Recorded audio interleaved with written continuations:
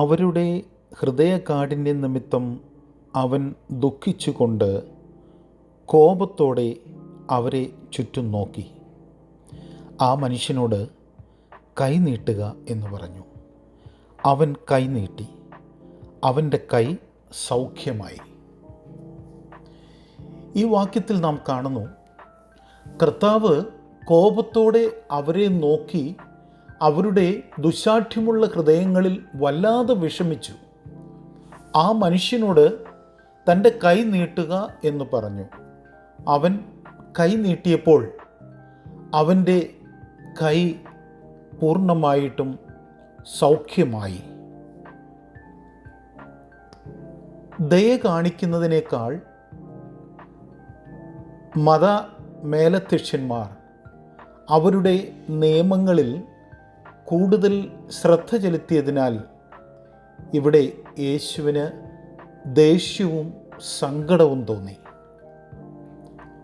ആ മനുഷ്യൻ്റെ ശോഷിച്ച കൈ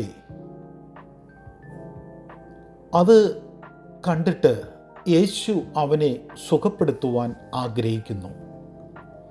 പരീശന്മാർ ശാഠ്യക്കാരായിരുന്നു. അവരുടെ കർക്കശമായ ശബത്ത് നിയമങ്ങൾ അത് കർത്താവിന് അംഗീകരിക്കുവാൻ സാധ്യമായിരുന്നില്ല. ശബത്തിൽ സൗഖ്യമാക്കുന്നത് നിയമങ്ങൾക്ക് വിരുദ്ധമാണെന്ന് അവർ പഠിപ്പിച്ചിരുന്നു.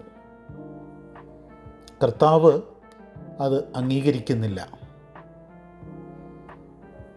സ്നേഹവും കാരുണ്യവുമാണ് നിയമവ്യവസ്ഥയേക്കാൾ പ്രധാനമെന്ന് കാണിച്ച് യേശു ആ മനുഷ്യനെ സുഖപ്പെടുത്തുന്നു. ഈ വാക്യം നമ്മെ പഠിപ്പിക്കുന്നു, യേശു അനുകമ്പയെ നിയമങ്ങളെക്കാൾ വിലമതിക്കുന്നു എന്നും സാഹചര്യം എന്തായാലും സുഖപ്പെടുത്തുന്നതിനും നഷ്ടമായവയെ പുനഃസ്ഥാപിക്കുന്നതിനും അവന് ശക്തിയുണ്ടെന്നും നമുക്ക് മനസ്സിലാക്കുവാൻ സാധിക്കുന്നു. അപ്രകാരമുള്ളൊരു വിശ്വാസത്തിലൂടെ മുന്നോട്ട് പോകുവാൻ നമുക്ക് സാധിക്കട്ടെ. എല്ലാവർക്കും അനുഗ്രഹിക്കപ്പെട്ടതായ ഒരു ദിവസം ആശംസിക്കുന്നു.